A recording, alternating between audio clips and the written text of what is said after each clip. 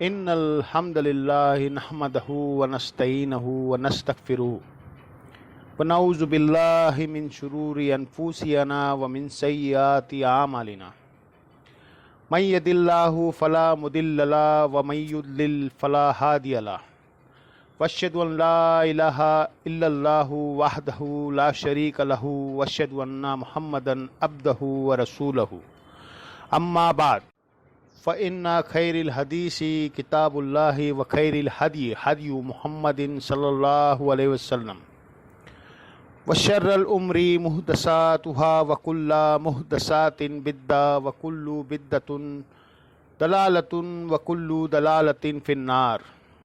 اعوذ باللہ السمیع العلیم من الشیطان الرجیم من ہمزہ ونفخہ ونفثہ۔ بسم اللہ الرحمن الرحیم۔ رب اشرح لی صدری ویسر لی امری واحلل عقدۃ من لسانی یفقہوا قولی۔ بسم اللہ الرحمن الرحیم۔ ان اللہ وملائکتہ یصلون علی النبی یا ایھا الذین آمنوا صلوا علیہ وسلموا تسلیما۔ اللہم صل علی محمد وعلی آل محمد کما صلیت علی ابراہیم وعلی آل ابراہیم انک حمید مجید۔ اللہم بارک علی محمد وعلی آل محمد کما بارکت علی ابراہیم وعلی آل ابراہیم انک حمید مجید۔ اللہم ربنا آتینا فی الدنیا حسنۃ وفی الآخرۃ حسنۃ وقنا عذاب النار۔ ربنا آتینا من لدنک رحمتہ وہیئ لنا من امرہ رشدا۔ لا الہ الا انت سبحانک انی کنت من الظالمین۔ حسبنا اللہ ونعم الوکیل یا حی یا قیوم برحمتک استغیث ولا حول ولا قوۃ الا باللہ العلی العظیم آمین۔ الحمدللہ آج 14 مارچ 2024 تھرسڈے کے دن قرآن کلاس نمبر 88 کی اسٹوڈیو ریکارڈنگ ہونے جا رہی ہے۔ آج انشاءاللہ تعالی ہم سورۃ المائدہ کا آغاز کریں گے۔ سورۃ المائدہ، المائدہ عربی میں کہتے ہیں کھانے کو۔ اس کے اینڈ پہ جا کے سیدنا عیسیٰ ابن مریم علیہ السلام کے حواریوں کا ذکر ہوگا کہ انہوں نے حضرت عیسیٰ سے ریکویسٹ کی تھی کہ ہمیں یہ زندہ معجزہ دکھائیں کہ آسمان سے ہمارے لیے کھانا نازل ہو، تو اس نسبت سے اس سورت کا نام سورۃ المائدہ ہے۔ باقی ظاہر ہے اس کا جو مرکزی ٹاپک ہے وہ اہل کتاب سے آخری گفتگو ہے اللہ تعالیٰ کی، اور شریعت محمدیہ صلی اللہ علیہ وسلم کی فائنل احکام سورۃ البقرہ جو ہے اور سورہ آل عمران ابتدائی آپ سمجھ لیں دعوت حق ہے جیوز اور کرسچنز کے لیے، اور شریعت کے احکامات اور سورۃ النساء اور سورۃ المائدہ یہ فائنل احکامات ہے شریعت کے۔ اور سورۃ المائدہ میں مشارہ آفق آیت بھی آئے گی، الیوم اکملت لکم دینکم واتممت علیکم نعمتی وردیت لکم الاسلام دینا۔ شروع میں ہی اور سورۃ المائدہ میں اہل کتاب سے فائنل خطاب ہے، ان کی ہدایت کے لیے۔ یہ دو مرکزی ٹاپک ہے شریعت محمدیہ صلی اللہ علیہ وسلم کے فائنل احکامات، اور اہل کتاب کو دعوت حق یہی ٹاپک تھا سورۃ النساء کا بھی، اور یہ بھی جڑا ہے سورۃ النساء کا سورۃ المائدہ۔ اور اس میں دیکھیں کیا اللہ تعالیٰ نے اس کو ہم آہنگی اس میں رکھی ہے۔ سورۃ النساء جو ہے وہ شروع ہوئی تھی یا ایھا الناس سے، اور یہ شروع ہو رہی ہے یا ایھا الذین آمنوا سے۔ پھر کئی ایک مضامین ملتے جلتے ہوں گے، بعض جگہ تو آیت بھی آلموسٹ تھوڑے سے الفاظ کے ساتھ فرق کے ساتھ سیم آئے گی۔ جس طرح جوڑے کی نسبت سورۃ البقرہ اور سورہ آل عمران میں ہے، وہی نسبت آپ کو یہاں پہ بھی نظر آئے گی۔ اعوذ باللہ من الشیطان الرجیم، بسم اللہ الرحمن الرحیم۔ یا ایھا الذین آمنوا اوفوا بالعقود، اے اہل ایمان اپنے عہد جو تم کرتے ہو ان کو پورا کیا کرو۔ قیامت مضبر ہے اس کے اندر۔ مسند احمد میں حدیث ہے کہ جو شخص عہد پورا نہیں کرتا اس کا کوئی دین نہیں ہے۔ اور سورہ بنی اسرائیل میں جا کے اللہ تعالیٰ نے جو 10 کمانڈمنٹس ان میں ایک کمانڈمنٹ یہ بھی ہے کہ عہد کو پورا کرو. بے شک عہد کے بارے میں تم سے سوال کیا جائے گا. دنیا کا سارا نظام جو ہے وہ عہد کے اوپر چل رہا ہے. ایون میاں بیوی کا بھی جو ریلیشن شپ ہے یہ بھی ایک عہد ہے نکاح کی بائنڈنگ کے ساتھ کہ وہ مستقبل میں ایک زندگی گزاریں گے جس میں مرد کی اپنی رسپانسبلٹیز ہوگی، عورت کی اپنی، اور یہ مل کے خاندان کو ایک وجود بخشیں گے. پھر سیکس ڈسپلن ہے، پھر اولاد کی پرورش ہے. یہ ساری چیزیں اسی طریقے سے دنیا میں جو کاروبار ہے وہ بھی عہد کے اوپر چل رہا ہے.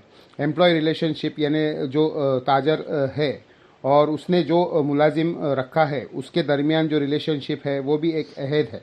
یہ سارے کے سارے معاملات عہد کے اوپر چل رہے ہیں. اور ایک سب سے بڑا عہد ہے جو ہم نے اللہ سے کیا تھا. الستو بربکم قالوا بلا. عالم ارواح میں کیا میں تمہارا رب نہیں ہوں؟ تو سب نے کہا تھا بھلا کیوں نہیں. اور جو کلمہ گو ہے انہوں نے تو ویسے ہی اللہ کے ساتھ عہد کیا ہے، اس عہد کا بھی ذکر آئے گا. اے اہل ایمان، تم نے کہا تھا سمیعنا و اطعنا، ہم نے سنا اور اطاعت اختیار کی. تو اب اپنے عہد کو پورا کرو. اب ساتھ ہی شریعت کے احکامات شروع ہو رہے ہیں حلال اور حرام کے حوالے سے. اوہلت لکم بہیمات الانعام، تمہارے لیے حلال کر دیے گئے ہیں سب کے سب بے زبان چوپائے. بہیمات الانعام عربی میں بے زبان چوپائے کو جن کا ذکر سورۃ الانعام میں آیا ہے وہ 4 کیٹیگریز ہیں. نمبر 1 بھیڑ، نمبر 2 بکری، 3 گائے، نمبر 4 اونٹ. یہ ہے 4 بے زبان. باقی اس کے جو آپ سمجھ لیں آف شوٹ کے طور پہ یا کیلوری کے طور پہ آپ باقی چیزوں کی بھی اس میں داخل کریں گے. ہرن، بھینس بھی آئے گی. بھینس گائے کے حکم میں داخل ہے. وہ کہتے ہیں بھینس تو فقہ حنفی نے حلال کیا ہے. صرف سر فقہ حنفی سے پہلے بھی بھینس موجود تھی. پہلے 300 سال میں کتاب لکھی گئی ہے ابن المنذر کی کتاب الاجماع. چھوٹی سی کتاب ہے، اس کا تو ترجمہ ہوا ہے. اس میں باقاعدہ زکوٰۃ کے چیپٹر میں لکھا ہوا ہے کہ اس پہ اجماع ہے کہ بھینس گائے کے حکم میں داخل ہے. تو یہ اکثر مسائل جو آپ کو بتا رہے ہوتے ہیں نا، ہمارے اماموں نے بتایا ہے کہ وہ اماموں نے نہیں بتایا، وہ امت کا اجماع ہے، اجماع نے ٹرانسفر کیا ہے. ورنہ مجھے بتائے کس امام کے بتایا ہے کنگارو کو بارے میں، زرافے کے بارے میں، ان کو تو پتہ ہی نہیں تھا. زرافہ بھی ایک بہیمۃ الانعام میں آتا ہے، اس کا کھور بھی کٹا ہوا ہوتا ہے جس طرح بکری، گائے، اونٹ کا. یہ بہیمۃ الانعام کی نشانی ہے. گھوڑے کو نہیں کٹا ہوتا ہے. گھوڑا ویسے الگ سے حلال ہے لیکن بہیمۃ الانعام میں نہیں آتا. تو سب کے سب بہیمۃ الانعام، چاہے وہ نیل گائے ہو، ہرن ہو، بھینس ہو، اور 4 وہ جانور جو قرآن میں آیا ہے بھیڑ، بکری، اسی میں آپ دمبے کو بھی شامل کر لے. پھر اس کے بعد آج کل کے پہاڑی بکرے ہیں، مارخور ہے، یہ سب کے سب حلال ہے. الا یتلا علیکم، سوائے وہ جس کی تلاوت ہم تم پہ کریں گے، ابھی تمہیں بتائیں گے کہ یہ جانور حرام ہے، حلال ہونے کے باوجود بھی حرام ہے. کس صورت میں وہ آگے آ جائے گا. اور بعض تو ہے ہی حرام لیکن اس میں ساتھ ایک شرط لگائی، غیر مہم للصید، لیکن یہ حلال شکار اس وقت ہوگا کہ تم ان جانوروں کو حلال اس وقت شمار ہو رہے ہوں گے جب تم ان کا شکار کر رہے ہو. وَأَنْتُمْ حُرُمٌ، اور تم احرام کی حالت میں ہو، اس صورت میں یہ حلال جانوروں کا شکار بھی تمہارے لیے حلال نہیں ہوگا. کھانا تو دور کی بات، ان کا شکار بھی تم نہیں کر سکتے. تو یہ ساری چیزیں پڑھ کے بتائی جا رہی ہے. اس کے احکامات ان لوگوں کے لیے ہے جو احرام کی حالت میں نہیں ہے. اب آج کل تو ہم اس تکلیف تو نہیں سمجھ سکتے. اگلے زمانے جب لوگ پیدل سفر کرتے تھے تو ہمارے سب کانٹیننٹ سے ہی آلموسٹ 4 مہینے میں لوگ عرب کی سرزمین میں پہنچتے تھے. ان کو پھر احرام کی حالت میں بھی جو میقات ہے اس کے اندر بھی تقریباً 200 کلومیٹر سفر کرنا پڑتا تھا۔ اس دوران کھانا پینا بھی ہے، آگے چل کے آئے گا کہ ہم تمہیں آزمائیں گے کہ جو شکاری جانور جو ہے وہ تمہارے بالکل سامنے آئیں گے لیکن تم شکار نہیں کر سکتے۔ اب ہرن کا گوشت تو اتنا ٹیسٹی ہوتا ہے، اب ہرن سامنے آئی اور آپ احرام کے وجہ سے اس کا شکار نہیں کر سکتے، تو یہ آزمائش ہے۔ اور اللہ نے کہا ہے ہم ایسا کریں گے، اور اس کی اینالوجی اس کے ساتھ بنتی ہے جو اصحاب سب تھے، جو سورۃ الاعراف میں آتا ہے کہ ہفتے والے دن ہی مچھلیوں ان کے سامنے پھدکتی تھی، عام دنوں میں تو نظر ہی نہیں آتی تھی، اور ہفتے والے دن انہیں پابندی تھی، تو آزمائش ہوتی اس وقت ہے جب آپ کے صبر کی تکلیف سے گزرنا پڑے۔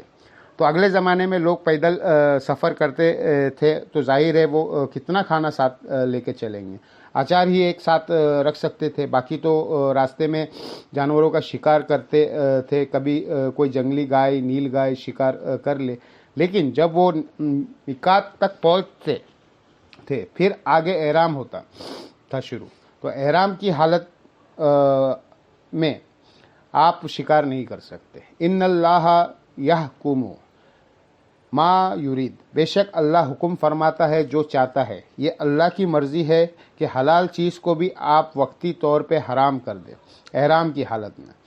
یا ایھا الذین آمنوا تحلوا شعائر اللہ، اے اہل ایمان جو اللہ کی نشانیاں ہیں نا، جن کی اللہ نے حرمت رکھی ہے، عزت رکھی ہے، ان کی حرمت کو باعمال نہ کرو، ان کو حلال نہ ٹھہرا دو اپنے لیے۔ ولا الشہر الحرام، اور نہ ہی وہ مہینے جن کی حرمت اللہ نے رکھی ہے ان کو تم اپنے لیے حلال ٹھہرا دو، یعنی 4 مہینے تھے جن میں جنگ اور جدال کرنا منع تھا، لڑائی نہیں کر سکتے تھے۔ وہ 4 مہینے سورہ التوبہ میں آگے چل کے ذکر آئیں گے کہ 4 مہینے اللہ تعالیٰ نے حرمت والے رکھے ہیں جب سے زمین اور آسمان کو پیدا کیا ہے، اور ڈیٹیل اس کی بخاری اور مسلم میں آئی ہے کہ اس میں سے 3 مہینے کنزیکٹیو ہے، ذوالقعدہ، ذوالحجہ اور محرم، اور چوتھا ہے رجب۔ ان 4 مہینوں میں جنگ کرنا بھی منع ہے۔ جنگ صفین کے دوران ایک حرمت والا مہینہ آ گیا تھا، تو پھر جنگ کو روک دیا گیا تھا اس کی وجہ سے۔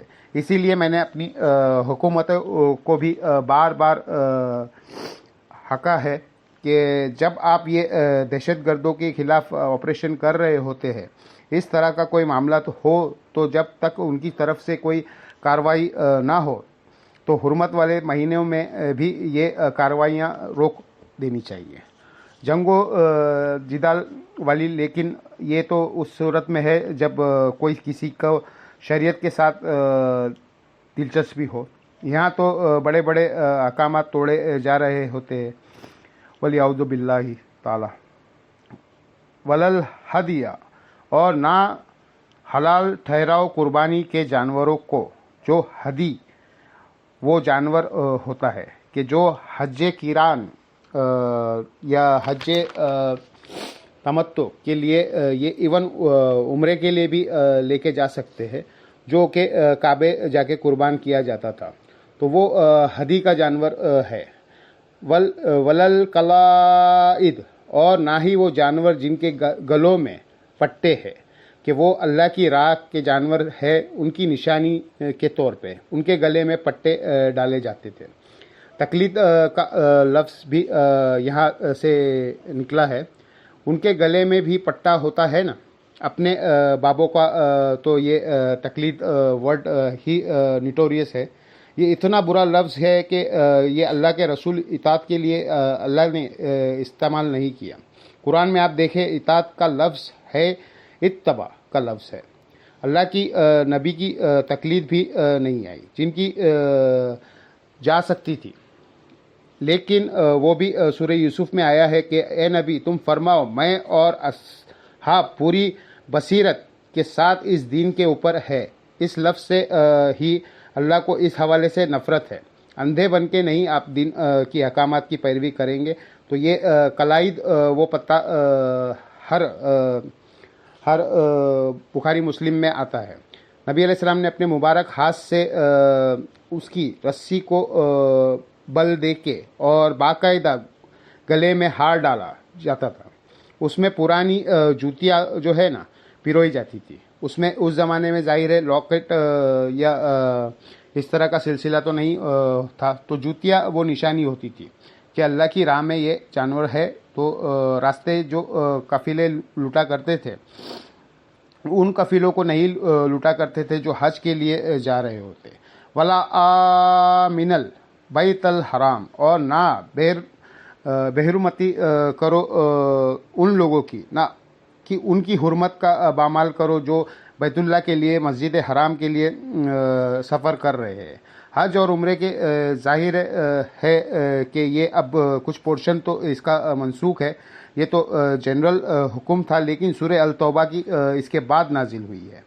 یعنی مشرکین عرب کے قافلے بھی اگر حج اور عمرہ کے لیے جا رہے ہیں، اگرچہ وہ بت پرست تھے، تو ان کے قافلوں کو بھی تم نے نہیں لوٹنا. یہ مضمون آگے چل کے کھلے گا. اور اس حوالے سے لیکن سورہ التوبہ میں اللہ تعالیٰ نے کہہ دیا ہے کہ یہ آخری سال جو مسلمانوں مشرکین عرب نے حج اکٹھا کیا ہے، اور وہ حج تھا 9 ہجری کو، جس میں بخاری مسلم میں آتا ہے امیر حج سیدنا ابو بکر صدیق رضی اللہ تعالیٰ عنہ کو نبی علیہ السلام نے بنا کے بھیجا. اور پیچھے سورہ التوبہ کی آیت نازل ہو گئی کہ آئندہ کے بعد کوئی مشرک حرم میں داخل نہیں ہوگا، یہ نجس ہے، پلید ہے. پھر قیامت تک کے لیے اب مکے اور مدینے کے اس پورشن میں کوئی غیر مسلم داخل نہیں ہو سکتا. یہ مسلمانوں کا کینٹ ایریا ہے. تو پھر سیدنا علی کو نبی علیہ السلام نے پیچھے سے بھیجا. اب دیکھیں جب وہ پہنچے ہیں تو حضرت ابو بکر صدیق نے پہلا سوال یہ کیا کہ آپ کو امیر بنا کے بھیجا گیا ہے، یعنی آپ امیر بن کے آئے ہیں تو امارت آپ کے حوالے کرو. سماعتات کا سسٹم ہے نا سر، بک 2 ڈرائیور تو نہیں گاڑی چلا سکتے. لیڈرشپ کی بھی اسلام میں بڑی اہمیت ہے. تو انہوں نے کہا نہیں، امیر حج آپ ہی ہے. میں نبی علیہ السلام کے بیہاف پہ اناؤنسمنٹ میں نے کرنی ہے مینا کے اندر اور عرفات کے اندر، کیونکہ عرب کے کلچر کے اندر کسی اگر لیڈر کے طرف سے اناؤنسمنٹ ہوتی تھی یا وہ خود کرتا تھا یا اس کا سب سے قریبی رشتہ دار، تو اس کے طرف سے شمار ہوتی تھی.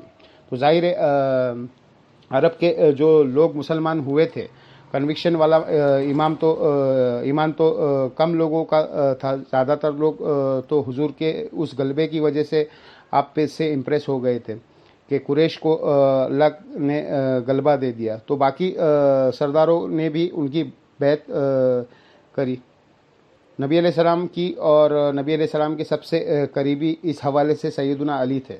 تو حضرت علی نے وہاں پہ اناؤنسمنٹ کی کہ آج کے بعد اب کوئی اور حج نہیں کرے گا. اور یہی حکمت تھی کہ وہ 9 ہجری والا حج، حالانکہ فتح مکہ 8 ہجری میں ہوئی ہے، نبی علیہ السلام نے 9 ہجری والا حج نہیں کیا.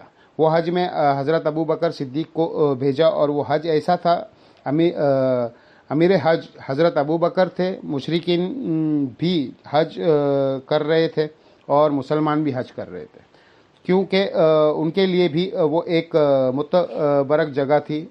تو پھر اناؤنسمنٹ ہو گئی، اور اگلے سال پھر نبی علیہ السلام نے خود حج کروایا. اور بخاری مسلم میں حدیث ہے کہ نبی علیہ السلام نے فرمایا جس نے احکامات سیکھنے ہیں تو وہ میرے ساتھ حج کریں. اور صحابہ کہتے ہیں کہ ہم اس حج کو حجۃ الوداع کہہ رہے تھے، لیکن ہمیں یہ پتہ ہی نہیں تھا کہ یہ حضور کا آخری حج ہوگا. یعنی ایسے اللہ تعالیٰ نے صحابہ اکرام کو ذہن میں اس حوالے سے ایک پردہ ڈال دیا تھا کہ وہ غم کی کیفیت میں نہ ہو.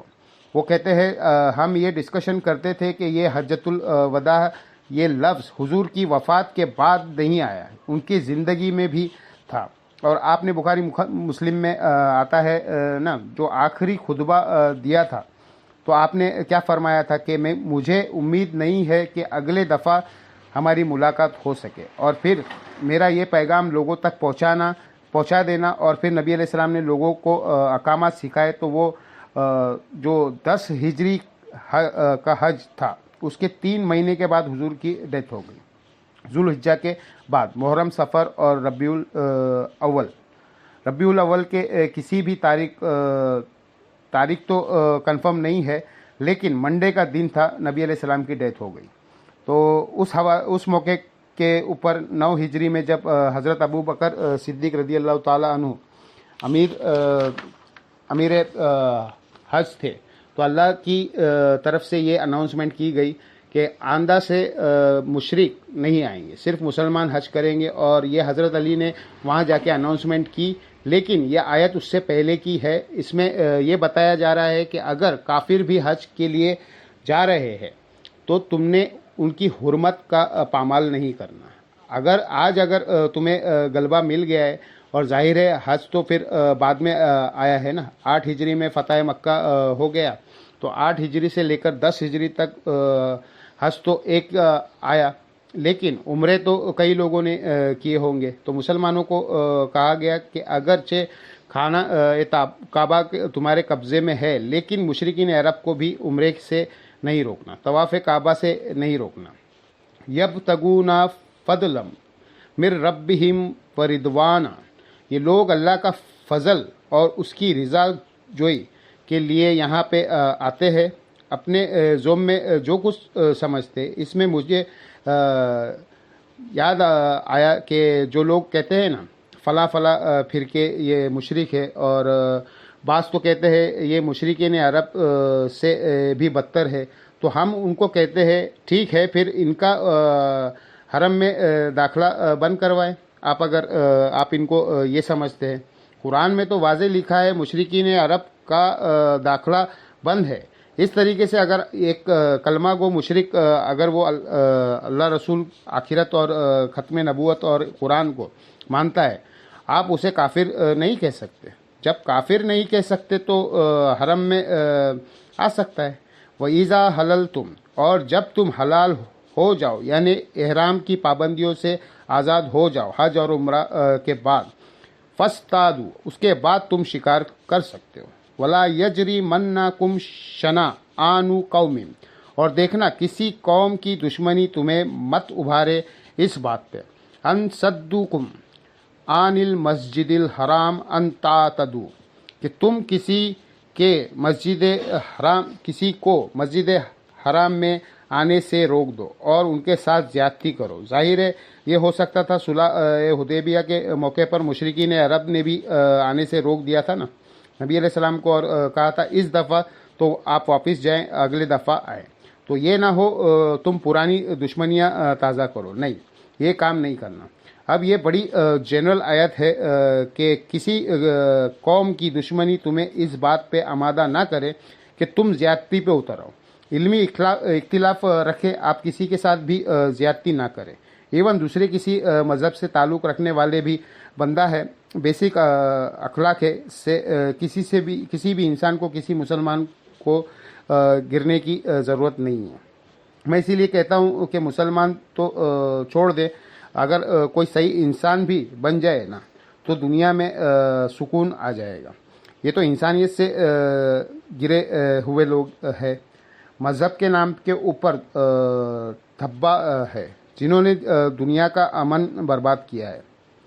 وَتَعَاوَنُوا عَلَى الْبِرِّ وَالتَّقْوَىٰ، اور تعاون کرو نیکی اور پرہیزگاری کے کاموں میں۔ وَلَا تَعَاوَنُوا عَلَى الْإِثْمِ وَالْعُدْوَانِ، اور مت تعاون کرو، مت مدد کرو ایک دوسرے کی گناہ اور زیادتی کے کاموں میں۔ بعض حدیث اتنی جامع ہوتی ہے کہ وہ زندگی کے ہر پہلو کو کور کر رہی ہوتی ہے۔ جیسے بخاری مسلم کی جو حدیث ہے، بخاری میں وہ پہلی حدیث ہے، مشکات میں بھی، انما الاعمال بالنیات، اعمال کا دار و مدار تو صرف نیتوں پہ ہے۔ جب تک نیت درست نہیں ہوگی، نیک عمل کا بھی ثواب نہیں ملے گا، چاہے کتنا مرضی نیک عمل ہو۔ اب دنیا کا ہر کام جو نیکی سے تعلق رکھتا ہے وہ اس کیٹیگری میں فال کرے گا۔ اب ریاکاری کے لیے کیا، اللہ کے لیے نہیں کیا، عمل برباد ہو جائے گا۔ اب یہاں پہ آپ دیکھیں کہ نیکی اور پرہیزگاری کے کاموں میں ایک دوسرے کی مدد کرنی ہے، برائی میں الگ رہیں۔ لوگ 50 پرچیاں لکھ کے یہاں بھیج رہے ہوتے ہیں، بتائیں جی یہ کام کروانا چاہ رہے ہیں ہمارے دفتر میں لوگ کہ لیکن یہ ہے غلط ہے، میں کروں نہ کروں۔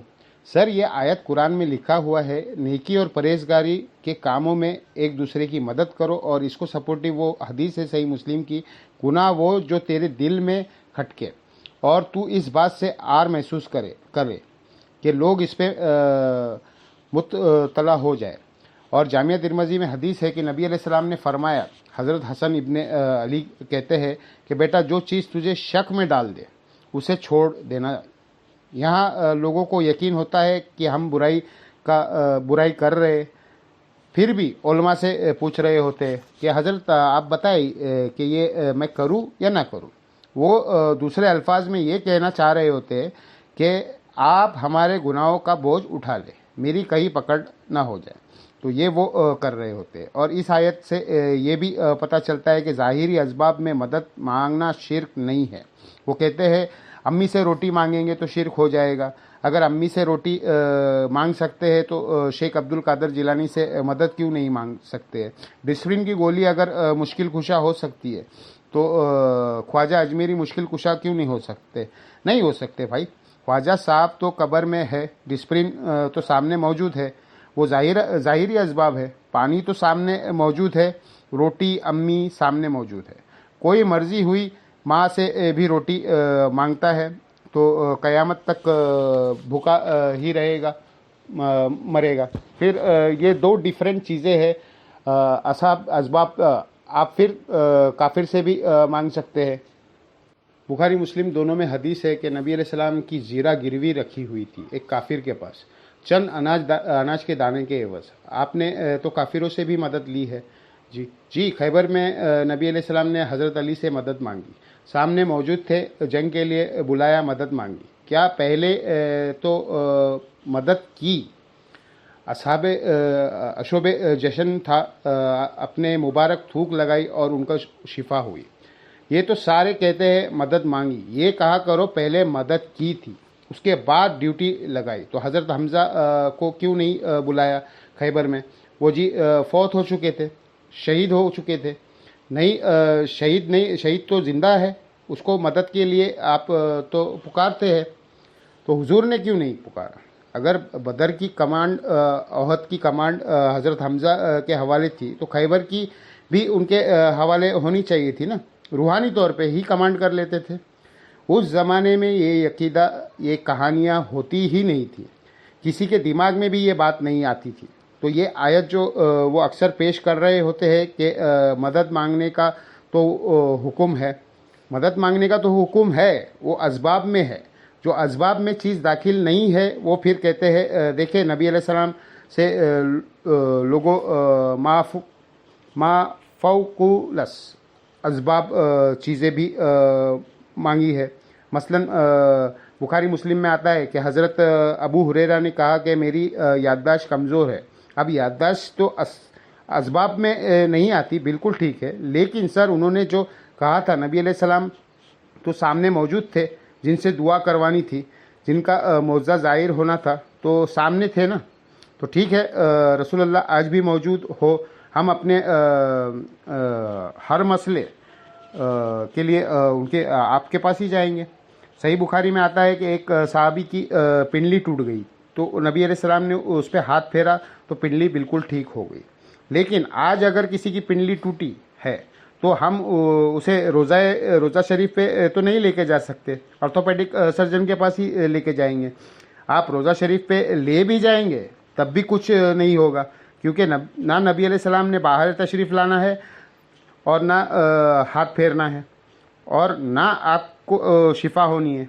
اگر آپ سمجھتے ہیں ایسا ہو سکتا ہے تو کرے قربانی، دے پنڈلی کی۔ ایک بندہ پنڈلی توڑوا کے اپنے زوم میں پوری امت کے عقیدے ٹھیک کروا سکتا ہے تو کرو پھر۔ پریکٹیکلی ایسے تو نہیں ہوگا۔ اور صحیح بخاری میں 1010 نمبر حدیث ہے، اِنَّا كُنَّا نَتَوَسَّلُ إِلَيْكَ بِنَبِيِّنَا، اے اللہ پہل رسول اللہ کے وسیلے سے تیری طرف متوجہ ہوتے تھے. اب ان کے چچا کو لے کے آئے ہیں, ان کی دعا کی برکت سے بارش نازل فرما. حضرت عمر نے تو نہیں کہا یا رسول اللہ, پہلے ہم رسول اللہ سے دعا کرواتے تھے, اب یا رسول اللہ آپ کی قبر پہ آئے ہے, آپ اللہ سے دعا کرے. نہیں ہوا. قبر رسول پہ شفاعت مانگنا, اس پہ میرا ڈیٹیل لیکچر وہ ایک جعلی واقعہ عربی والا پیش کرتے ہیں. اگر صحیح بخاری میں ہی موجود ہے, حضرت عمر کا عقیدہ امت کو انہوں نے دیا ہے. اور حضرت عمر تو وہ صحابی ہے جن کے بارے میں صحیح مسلم میں آتا ہے, ایک سفر میں جب پانی کم پڑ گیا تو حضرت عمر نے حضور کو آ کے ریکویسٹ کی, یا رسول اللہ ہم تھوڑا بہت پانی اور راشن جمع کر کے آپ کو دیتے ہیں, آپ اس میں برکت کی دعا کریں تو سب کے لیے کفایت کر جائے. اور یہی ہوا. نبی علیہ السلام نے اس پہ دعا کی, اپنا ہاتھ رکھا, ایک کٹورا جو ہے اتنے لوگوں کے لیے کفایت کر گیا. اور بخاری مسلم میں آتا ہے صلح حدیبیہ میں تو 1500 صحابہ نے ایک کٹورے سے وضو کیا, پانی پیا, جانوروں کو پانی پلایا اور سٹور بھی کیا. اور جابر بن عبداللہ کہتے ہیں ہم 1 لاکھ بھی ہوتے تو وہ پانی کم زیادہ ہوتا. تو یہ برکت حضرت عمر کرواتے تھے. تو وہ حضرت عمر نعوذ باللہ حضور کی وفات کے بعد آپ کی برکت کے کاہل نہیں رہے تھے. ان کو پتہ تھا اب ہماری کمیونیکیشن نہیں ہو سکتی. اب اس طریقے سے ہم نبی علیہ السلام کے ساتھ گفت شنید نہیں کر سکتے, اپنی پرابلمز ان کے ساتھ اس طریقے سے ڈسکس نہیں کر سکتے. وہ اللہ کی جنتوں میں ہے. ہاں, ہمارا درود و سلام ان تک پہنچتا ہے, ان کی دعاؤں کا حصہ ہمیں آج تک کے مل رہا ہے. وہ سب کچھ ہے. میرا یوٹیوب پہ ایک کلپ بھی ہے, توحید کے خلاف 10 دھوکے. علماء کا کبھی کہتے ہیں شہید زندہ ہے, کبھی کہتے ہیں نبی علیہ السلام کے قبر میں برزگی حیات ہے, اس کے وجہ سے آپ مانگنا کیسے شروع کر دیں گے. مانگنا آپ نے اللہ سے ہی ہے. نبی علیہ السلام نے ہمیں یہی تعلیمات دی ہے کہ ہم نے اللہ سے ہی مانگنا ہے. اللہ کی مرضی کسی ہواؤں کو بھیجے, کسی فرشتے کے ذریعے کام کرا دے, اسباب کے ذریعے کروائے, بغیر اسباب کے تو کروائے. ہم نے نبی علیہ السلام سے کمیونیکیشن اب وہ والی نہیں ہو سکتی. لیکن یہ لوگ دیکھ لے آپ آج تک کر رہے ہیں, اور سننے والے بھی کتنے یعنی عجیب اور غریب قسم کے دماغ بند کر کے لوگ بیٹھے ہوئے ہیں. وہ اینالوجک کو نہیں سوچ رہے ہوتے. یہ اینالوجی جو بنتی ہے کہ امی سے روٹی مانگنا, اور شیخ عبد القادر جیلانی جو فوت ہو چکے ہیں اس سے مانگنا برابر ہے. امی سے روٹی مانگتے ہیں تو روٹی آ جاتی ہے. عبد القادر جیلانی سے کہے نا کہ روٹی دے تو آپ کو فوراً کہیں گے اللہ سے کہے نا. بھائی اللہ نے تو کہا ہی نہیں ہے. اللہ نے تو دنیا اسباب کے ساتھ جوڑی ہوئی ہے. اللہ نے تو کہیں نہیں کہا میرا نام لے کے ساکٹ میں 2 انگلیاں دے دو یا کوبرے کے منہ میں ہاتھ دے دو تو بچ جاؤ گے. کہیں نہیں کہا. دعائیں بھی ہوتی تھی نا, روحانی آفت کے لیے ہے. دعا پڑھ کے اگر کوئی کوبرا شریف کے ساتھ شیطانی شریف کرے گا تو اس کی کوئی گارنٹی نہیں ہے. تو یہ وہ آیت ہے جو میں اکثر کوٹ کرتا ہوں کہ نیکی اور پرہیزگاری کے کاموں میں مدد کرنی ہے, اس کا حکم ہے. لیکن جو دعا ہے وہ اللہ کے ساتھ خاص ہے. ایاک نعبد و ایاک نستعین. اور اس کا کلائمیکس وہ سورۃ النمل کی آیت ہے, اما یجیب المضطر اذا دعا. بھلا بتاؤ تو کون ہے جو مصیبت اور پریشانی میں گھرے ہوئے شخص کی دعا کو قبول کرتا ہے. وَيَكْشِفُ السُّوءَ. اور اسے اس کی تکلیف کو دور کرتا ہے. وَيَجْعَلُكُمْ خُلَفَاءَ الْأَرْضِ. اور تمہیں خلیفہ کرتا ہے اگلوں کو زمین پہ. الہم ما اللہ. کیا اللہ کے ساتھ کوئی ہے اور الہ بھی ہے جس کے یہ کوالٹیز ہے. بارش بھی فرشتے برساتے ہیں اللہ کے حکم سے, لیکن بارش ہم مانگتے کس سے ہے؟ فرشتوں سے مانگیں گے مشرک ہو جائیں گے. کہتے ہیں ڈیوٹیاں لگائی ہے. ڈیوٹی لگنے سے کیا ہوگا؟ آپ کی ڈیوٹی نہیں ہے وہ اللہ نے لگانی ہے. آپ نے اللہ کو نہیں پکارنا ہے تو فرشتوں کی ڈیوٹی لگی ہوئی ہے. سنن نسائی میں حدیث ہے زمین میں فرشتے سیاحت کرتے ہیں اور میرے امتیوں کا سلام مجھ تک پہنچاتے ہیں، لیکن ہم نے فرشتوں کو نہیں پکارنا. ہم نے درود شریف کیا پڑھنا ہے؟ درود اللہم صلی علی محمد وعلی آل محمد. اے اللہ آپ رحمت نازل فرمائے محمد اور آل محمد کے اوپر صلی اللہ علیہ وسلم. ہم نے فرشتوں سے نہیں کہنا کہ ہمارا پیغام آپ لے کے جائے. تو سیدنا عمر فاروق رضی اللہ تعالیٰ عنہ کو جو میں نے ذکر کیا واقعہ کا، انہوں نے بھی اللہ سے ریکویسٹ کی ہے کہ اے اللہ پہلے ہم رسول اللہ کو لاتے تھے، اب ہم ان کے چچا کو لے کے آئے ہیں صلی اللہ علیہ وسلم. حالانکہ حضرت عمر گواہ ہے اس بات کے کہ آپ کے سامنے یہ سب کچھ ہوا ہے کہ پیالے میں ہاتھ داخل کیا اور چشمے جاری ہو گئے. تو اب حضرت عمر بھی گستاخی کا فتویٰ لگائیں گے.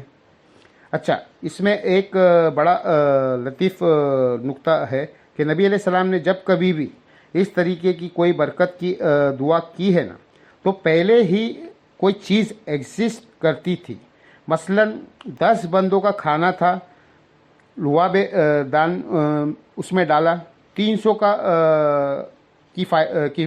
کو کفایت کر گیا اور کھانا اتنا ہی رہا. صحیح بخاری مسلم میں آتا ہے اس طریقے سے کنواں تھا، اس میں لعاب دان ڈالا، پانی اوپر آ گیا، لیکن پانی اس میں نیچے تھا، پہلے پانی موجود تھا. اس میں بخاری مسلم میں آتا ہے ایک کٹورے میں ہاتھ رکھا جس میں پانی تھا. 1500 صحابہ نے وضو کر لیا، لیکن اتنا پانی تھا، صرف کبھی انگلیاں سے پانی کے چشمے نہیں جاری ہوئے. کیونکہ یہ جو کوالٹیز ہے نا، کریشن ایکس نیہالو عدم ماز سے وجود ہے، یہ صرف اللہ کی ہے مخلوق جو ہے اس کی دعا کی برکت سے کوئی چیز ایگزسٹ کر رہی ہو. اس میں برکت ہو سکتی ہے لیکن کریشن نہیں ہو سکتی ہے. یعنی پانی آدھا تھا پیالہ، اس میں ہاتھ ڈالا، دعا کی، وہ آدھا پیالہ 1500 بندوں نے استعمال کر لیا. لیکن یہ نہیں ہوگا کہ خالی پیالہ اور ہاتھ رکھے تو پانی جاری ہو، ایسا نہیں ہوگا. اس کے لیے پھر پیالے میں نہیں ہاتھ رکھنا ہوگا، پھر زمین یا چٹان میں مارنا ہوگا کہ جہاں سے وہ چشمہ پھوٹے، کیونکہ وہ بھی کریشن ایکس نہیں ہے.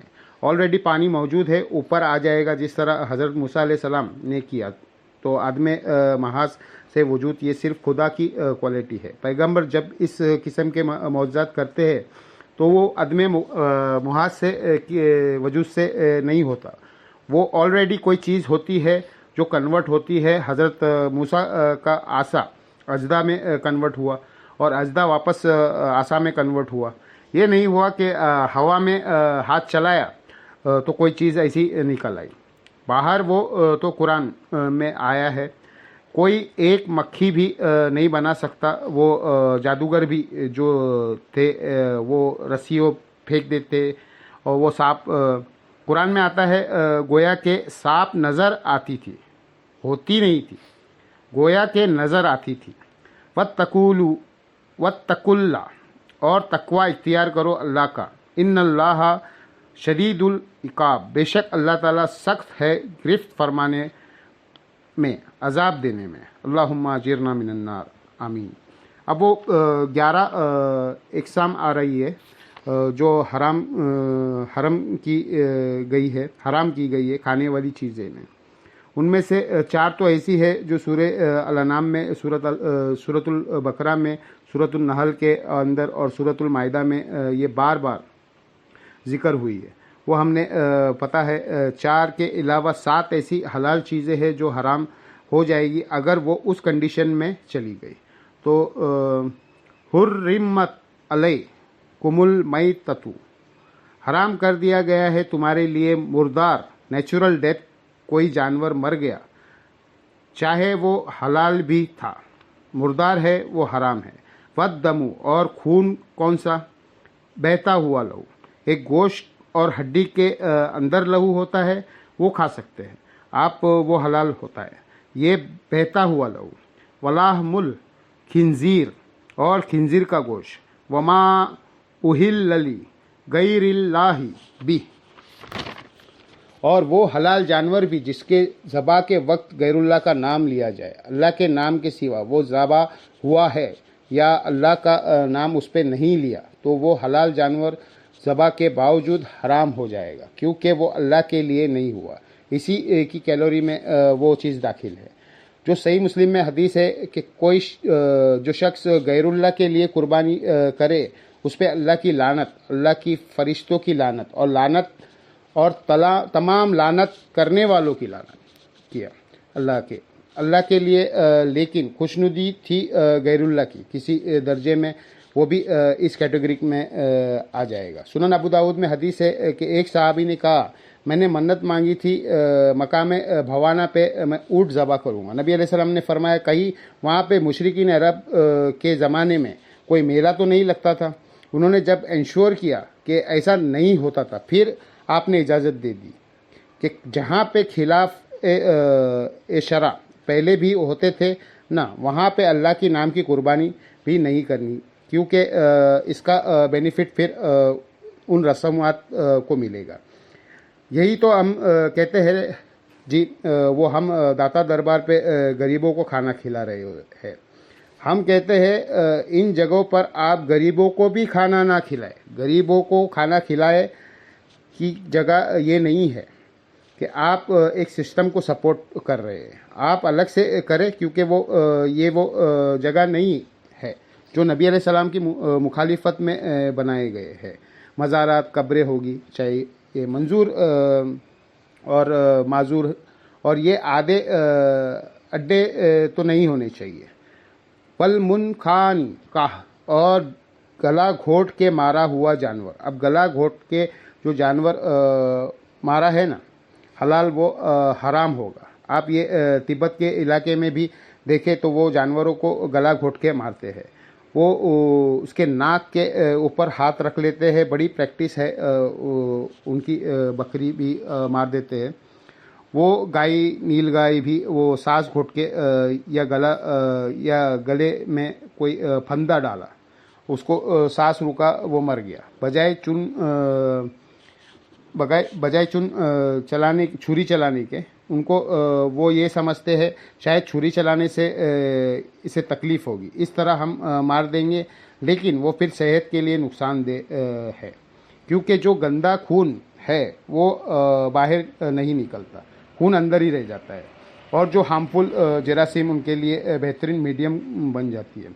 ज़बा की तो हिकमत ही है कि वो आप उस बीमारी से बच जाते हैं, तो इस तरह का हलाल जानवर भी होगा तो वो हराम है। वल मौतूज़ा, और जो चोट से मरा हो, यानी एक जानवर भाग रहा था, स्लिप हुआ, पहाड़ी से नीचे गिर गया और नेचुरल डेथ मर गया, तो अब वो हराम है। हाँ, मरने से पहले आप ज़बा कर ले तो हलाल होगा, लेकिन वो अगर आप के पहुँचने से पहले मर गया, चाहे उसका खून भी निकला है, तब भी वो हराम तस्वुर किया जाएगा।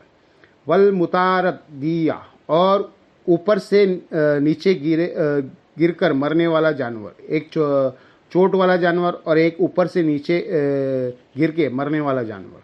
चोट वाला जानवर ये भी हो सकता है कि आपने पत्थर मारा, उसको उसके सर में या कन पट्टी पे लगा और जानवर मर गया, तो वो हराम है। बुलंदी से गिरा, मर गया, वो भी हराम है।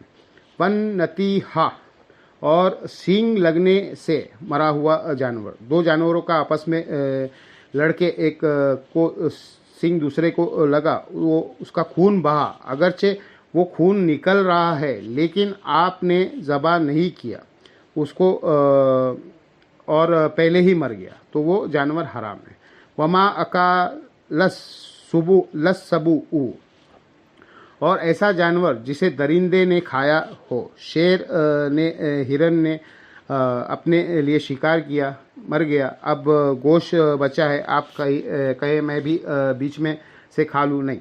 हाँ, शेर ने शिकार किया और ज़िंदा जानवर, अभी उसकी रूह नहीं निकली थी, जान ख़त्म नहीं हुई थी, आप पहले ही पहुँच गए कि उसे ज़बा कर दिया, फिर तो हलाल होगा। اسی کا ذکر آیا ہے الا ما زکیتم، ہاں جسے تم ذبح کر لو، کسی جانور نے شکار کیا لیکن ذبح تم نے کر دیا اس کے مرنے سے پہلے تو وہ پھر حلال ہوگا۔ وما ذبیحا علن نصب، اور ایسا جانور بھی جو ذبح کیے جائے تھانوں کے اوپر، اس وقت بتوں کے وہ تھان بنے ہوئے تھے جس کی آپ ماڈرن فارم آپ دیکھ لیں، یہ جو ہمارا نظارت والا سسٹم ہے، ٹھیک ہے ایگزیکٹلی وہ نہیں ہے، لیکن یہاں پہ بھی آپ کا پتہ ہے نا خلاف شرع کا کام ہو رہا ہے، تو ان تھانوں پر نہیں۔ وہ میں نے آپ کو مقام بھوانا والی حدیث سنا دی، وہاں پہ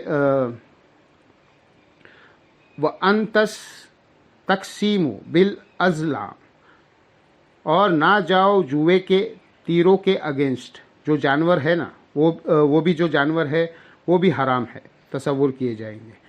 یہ وہ سارے چیزیں تو پھر اللہ نے پھر اکٹھا کر کے کہا ذالکم فسق، یہ سب کی سب چیزیں جو ہے وہ گناہ کے کام ہے، گناہ ایک کبیرہ ہے۔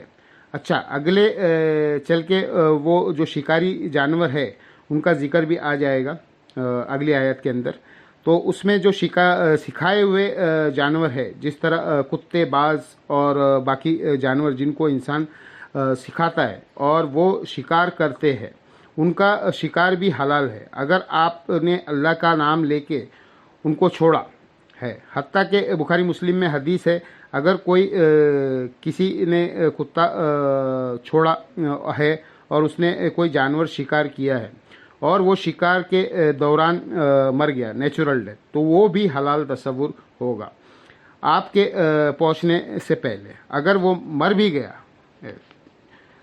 چھری سے، آپ کو اس کو ذبح کرنے کی ضرورت نہیں ہے، لیکن اگر وہ درندے نے، اس کتے نے اسے کھا لیا تو وہ بخاری مسلم کے الفاظ ہے، وہ اس نے اپنے لیے شکار کیا ہے، تمہارے لیے نہیں کیا، اس کو تم نہیں کھا سکتے، تو وہ سکھایا ہوا کتا ہوگا۔ بخاری مسلم میں حدیث ہے کہ جس نے بھی حفاظت کے علاوہ اور شکار کے علاوہ کتا پالا تو اس کے نام اعمال سے روزانہ ایک قرات اجر کم ہو جائے گا، اور قرات احد پہاڑ کے برابر ہے۔ کھیتی کی حفاظت کے لیے، جانوروں کے حفاظت کے لیے کتا رکھ سکتے ہیں، یا شکار کے لیے، اور وہ بھی شکاری کتے۔ یہ جو شوقیہ کتے پالے ہوئے اس کی رکھنے کی اجازت نہیں ہے۔ بلیاں رکھ سکتے ہیں، باقی جانور رکھ سکتے ہیں، کتوں کی اجازت نہیں ہے۔ وہ انشاءاللہ اگلی دفعہ ڈسکس کریں گے، اس پہ الگ سے میری ویڈیو ریکارڈ ہے۔ الیوم یائس الذین کفروا من دینکم، اور کہ آج کے دن مایوس ہو گیا ہے کافر تمہارے دین سے۔ فلا تخشوہم وخشون، تو ان سے مت ڈرو، مجھی سے ڈرو۔ اب ظاہر ہے کہ یہ دن مکمل ہو چکا ہے، اور آخری اللہ تعالیٰ خطاب کر رہا ہے اپنے ماننے والوں سے۔ تم اس میں یہ امپورٹنٹ بات ڈسکس کی، اب تم نے اسلام کا گراف اوپر ہی جائے گا، اللہ نے دین کو غلبہ دے دیا ہے سرزمین عرب میں، اور ظاہر ہے کہ ابھی تو رومنس اور پرشینس بھی ڈھیر نہیں ہوئے تھے، اللہ تعالیٰ نے اس میں پہلے ہی پریڈکشن فرما رہا ہے۔ الیوم اکملت لکم دینکم، آج کے دن ہم نے تمہارا دین تمہارے لیے مکمل کر دیا۔ واتممت علیکم نعمتی، اور اپنی نعمت تم پر مکمل کر دی، تو مان کر دی۔ وردیت لکم الاسلام دینا، اور اسلام کو ایز اے دین تمہارے لیے پسند کیا۔ اس آیت کو ہم بعد میں ڈسکس کرتے ہیں، پہلے اس آیت کا یہ اگلا پورشن ہم مکمل کرتے۔ فمن اضطر فی مخمصۃ، البتہ جو کوئی لاچار ہو جائے بھوک کی وجہ سے، غیر متجانف فی اللہ، اسم جبکہ وہ گناہ کی طرف مائل نہ ہو، فإن اللہ غفور الرحیم، تو بے شک اللہ تعالیٰ بخشنے والا مہربان ہے۔ اس کا تعلق اوپر والے حصے کے ساتھ ہے کہ یہ جانور جو حرام کیے گئے ہیں یہ وقتی طور پہ تمہارے لیے جائز ہو جائیں گے اگر زندگی موت کی کشمکش بن گئی ہے، اور تمہارے اندر بغاوت کا ایلیمنٹ نہیں ہے. جان بچانے کے لیے اگر تمہیں حرام کھانا پڑتا ہے تو کھا لو. حتیٰ کہ سورۃ النحل میں آیا ہے کہ اگر کسی شخص کو جان بچانے کے لیے کلمات کفر بھی بولنا پڑ جائے اور اس کا دل ایمان پہ جمع ہوا ہو تو اللہ تعالیٰ اس پہ بھی گرفت نہیں کرے گا. لیکن یہ ایمان کا لوویسٹ درجہ ہے. اعلیٰ درجہ وہی ہے جو مسند احمد میں اور سنن ابن ماجہ میں حدیث ہے کہ اللہ کے ساتھ شرک نہ کرنا، خواہ تمہارے ٹکڑے ٹکڑے کر دیے جائے، تمہیں قتل کر دیا جائے، سولی دے دیا جائے یا آگ میں زندہ جلا دیا جائے، شرک نہ کرنا وہ اعلیٰ ترین درجہ ہے، وہی ہے. اور بخاری مسلم میں حدیث ہے اس شخص نے ایمان کی حلاوت چکھ لی جس نے 3 نشانیاں ہیں: اللہ اور اس کا محبوب عز و جل و صلی اللہ علیہ وسلم اسے سب لوگوں سے بڑھ کر محبوب ہو جائے، اس کی دوستی اور دشمنی کا معیار اللہ ہو، اور تیسری چیز کفار کی طرف لوٹایا جانا اس کے لیے اتنا ہی مشکل ہو جائے جتنا زندہ آگ میں جلایا جانا.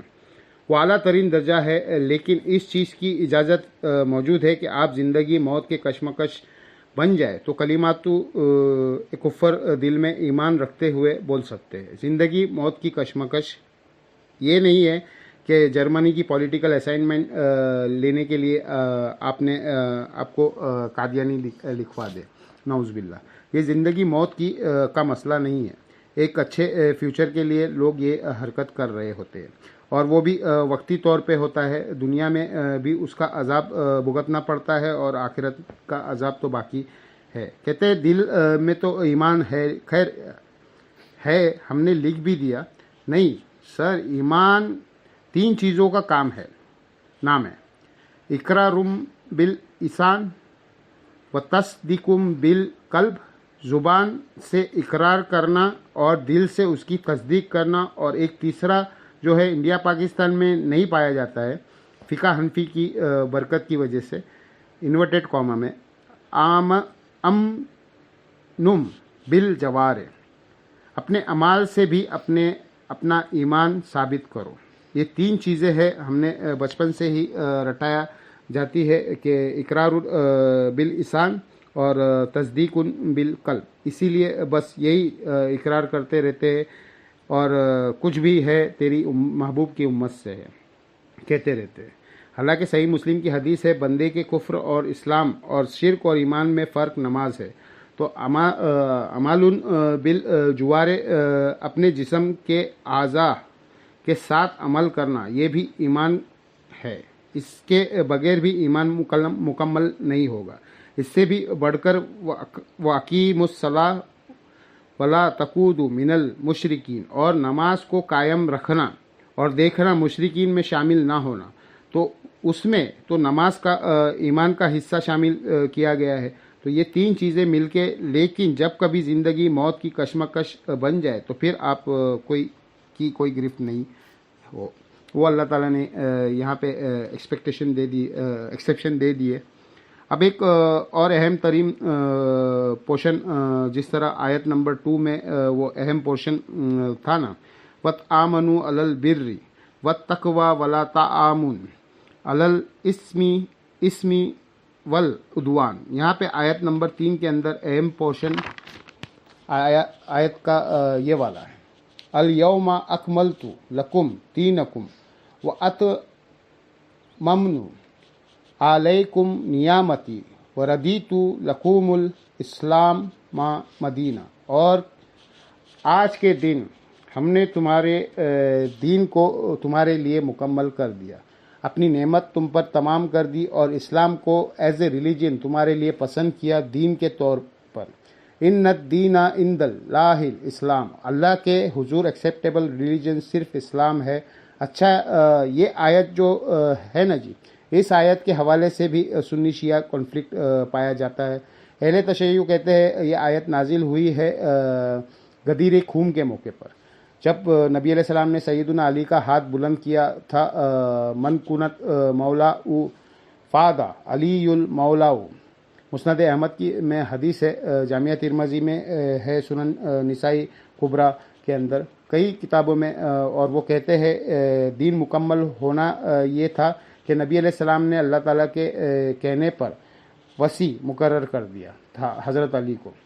اللہ کا شکر ہے یہ وہ کلیم غدیر خون کے بارے میں کرتے ہیں، اس کی وجہ سے ان کا یہ جو کلیم ہے نا وہ کمزور پڑ جاتا ہے۔ اس کی وجہ سے ہے کہ حجۃ الوداع میں جو پبلک گیدرنگ تھی وہ تھی میدان عرفات کے اندر اور مینا کے اندر۔ وہاں کے خطبوں میں تو آپ کو قرآن کا ذکر ملتا ہے، صحیح مسلم میں اپنے بات وہ چیز چھوڑ کے جا رہا ہوں جسے پکڑ لو مضبوطی سے، گمراہ نہیں ہوگے، وہ اللہ کی کتاب ہے۔ حاکم میں ایک حسن درجے کی روایت ہے، کتاب اللہ اور سنت۔ ترمذی میں ایک روایت ہے جس کی صحت پہ اختلاف ہے، اس میں قرآن اور اہل بیت کا ذکر اور اگلے ذکر ہے کہ قیامت تک اکٹھے رہیں گے، لیکن وہ قرآن اور اہل بیت ایک جنرل ہے کہ قرآن پکڑنا ہے، اہل بیت کے ساتھ حسن سلوک کرنا ہے، جس طرح کہ غدیر خون پہ فرمایا، جو مسلم شریف میں اوپر تلے 4 حدیث ہے کہ 2 بھاری چیزیں چھوڑ کے جا رہا ہوں، ان میں پہلی چیز اللہ کی کتاب ہے، اس میں ہدایت ہے، نور ہے، یہ اللہ کی رسی ہے، تم اس سے پکڑو، جو اسے پکڑے گا ہدایت پہ ہوگا، جو چھوڑ دے گا وہ گمراہ ہو جائے گا۔ دوسری چیز میرے اہل بیت ہے، ان کے معاملے میں میں تمہیں اللہ کا خوف دلاتا ہوں۔ 3 دفعہ نبی علیہ السلام نے فرمایا، اتنا حصہ تو مسلم شریف کے اندر ہے۔ بہرحال سنی شیعہ دونوں متفق ہے کہ غدیر خون پہ نبی علیہ السلام نے حضرت علی کی لیے فرمایا، من کنت مولا او فادا علی المولا او، جس کا مولا میں اس کا مولا علی، جس کا سرپرست میں اس کا سرپرست علی، جس کا جگری یار میں اس کا جگری یار علی۔ یہ سارے معنی درست ہے۔ شیعہ ایک سٹیپ آگے جاتے ہیں، وہ کہتے ہیں اس سے کنکلوژن یہ نکلتا ہے کہ وصی رسول حضرت علی ہے۔ ہم کہتے ہیں اگر وصی رسول حضرت علی ہوتے تو حضرت علی شیر خدا اپنی جان دے دیتے اور رسول اللہ نے جو ان کی ڈیوٹی لگائی تھی اسے پوری کرتے، جس طرح جمل صفی نیروان میں پوری کی ہے، اور اپنا حق کسی کو دینے نہ دیتے۔ میں نے تو نہج الولادہ سے خلفائے ثلاثہ کی شان میں حضرت علی کا خطبہ پیش کیا ہے، تو وہ کہتے ہیں اس موقع پر دین مکمل ہوا ہے اور وصی رسول اناؤنسمنٹ کر دی۔ تو اس پہ مولانا اسحاق صاحب نے ایک بڑا ترت ریویل کیا تھا، اور میرا جو ان سے انٹرویو ریکارڈ ہے 40 کویشچنز ود مولانا اسحاق، 23 مارچ 2012 کو، اس میں انہوں نے کہا تھا، میں اپنے شیعہ دوستوں سے بھی کہتا ہوں کہ نبی علیہ السلام نے اگر اپنے بعد کسی کو خلیفہ اناؤنس کرنا ہوتا تو آپ نے حجۃ الوداع جہاں پہ ساری پبلک جمع تھی وہ موقع آپ نے کیوں مس کیا ہے، اور غدیر خون کو انتخاب کیوں کیا ہے؟ غدیر خون تو مکے سے مدینے واپس آتے ہوئے ایک پانی کی جگہ تھی، اور وہاں پہ صرف اہل شام اور اہل مدینہ تھے، باقی سب لوگ اپنے اپنے علاقوں میں جا چکے تھے۔ ان لوگوں نے تو حضور سے حجۃ الوداع پہ کہا میں قرآن چھوڑ کے جا رہا ہوں، وہاں پہ اپنے کیوں نہیں کہا کہ میرے وصی یہ ہے، آپ بھی کہہ رہے غدیر خون پہ کہا، ہم بھی کہہ رہے ہیں۔ تو انہوں نے کہا غدیر خون پہ اس لیے کہا کہ یہاں پہ اہل شام اور اہل مدینہ تھے، اہل مدینہ افیکٹی تھے، اہل شام اہل مدینہ پہ چڑھائی کرنے والے تھے۔ واقعہ ہررا اہل شام نے مدینہ پہ چڑھائی کی تھی، حضرت علی بغاوت جو کی ہے اہل شام نے کی جنگ صفین میں، تو ان کو ڈرانا مقصود تھا، اور ان کو بتا دیا کہ میرے اہل بیت کے ساتھ حسن سلوک کرنا، میں تمہیں اپنے اہل بیت کے معاملے میں اللہ کا خوف دلاتا ہوں۔ غدیر خون پہ خطبے کا کرنا اس بات کی دلیل ہے کہ اس خطبے کا تعلق مستقبل میں آنے والے واقعات کے ساتھ ہے۔ نبی علیہ السلام وصی قرآن ہے، ہم حضرت ابو بکر صدیق کو نبی علیہ السلام کا وصی نہیں مانتے، خلیفہ تو رسول کہتے ہیں، اور خلیفہ تو رسول بھی رسول اللہ کے بنانے پر نہیں، اجماع صحابہ پہ اس میں کچھ مسئلہ مس ہینڈل بھی ہوا، اس پہ میری ویڈیو بھی دیکھ لے، لیکن الٹیمیٹلی جب 6 مہینے کے حضرت علی نے بیعت کر لی تو وہ اسٹیبلش ہو گیا۔ آج کی ڈیٹ میں وہ ایشو کنکلوڈ ہو گیا ہے اس اعتبار سے کہ وصی صرف قرآن ہے، کیونکہ رسول اللہ کو وصی وہ ہوگا جو قیامت تک کے باقی رہے گا۔ نبی فوت ہوتے تھے تو اپنے بعد ایک وصی بنا کے تھے، ان کا سلسلہ چلتا تھا۔ ان کا 12 اماموں والا جو کانسیپٹ ہے وہ بھی تو آخری امام کو بھی غیابات میں گئے ہوئے 1200 سال ہو چکے ہیں۔ 1200 سال سے امت وصی رسول تو امت محروم ہے۔ کوئی ان کا واٹس ایپ نمبر ہے کہ ہم ان سے بات کر لیں، کوئی میسیج نہیں کوئی کر سکتے، جبکہ ایک بندہ سامنے آنے کے لیے تیار ہی نہیں ہے، اور وہ امام بھی ہے تو ظاہر ہے میں اسے رابطہ تو کروں گا۔ آپ کے رابطہ نہ بھی نمبر بھی نہیں ہے، اور 1200 سال بغیر امامت کے اوپر امت گزر رہی ہے۔ اس کا مطلب ہے کہ امام کے بغیر بھی امت گزر سکتی ہے، امامت کے بغیر نہیں گزری۔ امام تو اللہ کے نبی تھے، قرآن ہی تھا حجۃ الوداع پہ، یہی تھی غدیر خون کے اوپر، یہی ہے وصی رسول۔ ہم نے تو کبھی کلیم نہیں کیا کہ حضرت ابو بکر وصی رسول ہے، نہیں، قرآن ہے، کیونکہ وصی رسول اگر فوت ہو جائے تو اسے پھر نیکسٹ وصی بنانا ہوگا، اور یہ سلسلہ چلنا چاہیے۔ سلسلہ تو کوئی نہیں چلا، قرآن وصی رسول ہے قیامت تک کے لیے، یہ اللہ کے نبی کا خلیفہ ہے، تو لہٰذا یہ اس آیت اس سے ریلیٹ کرنا یہ غلط ہے۔ اور یہ آیت بھی غدیر خون پہ نازل نہیں ہوئی ہے، یہ میدان عرفات پر ہوئی ہے۔ اہل تشیع کہتے ہیں ہاں جی، بعض روایتیں میں میدان عرفات کی ہے نازل ہوئی، وہاں ہوئی ہے، پڑھ کے آپ نے یہاں بتائی ہے۔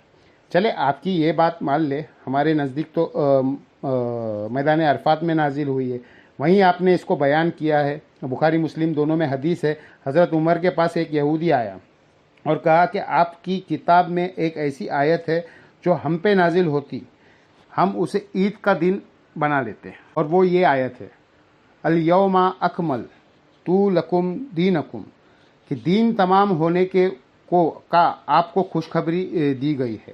تو حضرت عمر نے بڑا انٹیکچوئل جواب دیا، انہوں نے کہا ہم خوب جانتے ہیں یہ آیت کب رسول اللہ پر نازل ہوئی ہے، یہ آپ صلی اللہ علیہ وسلم پر یوم عرفہ کے دن نازل ہوئی ہے، 9 ذوالحجہ 10 ہجری کے اندر، اور اس دن جمعے کا دن تھا۔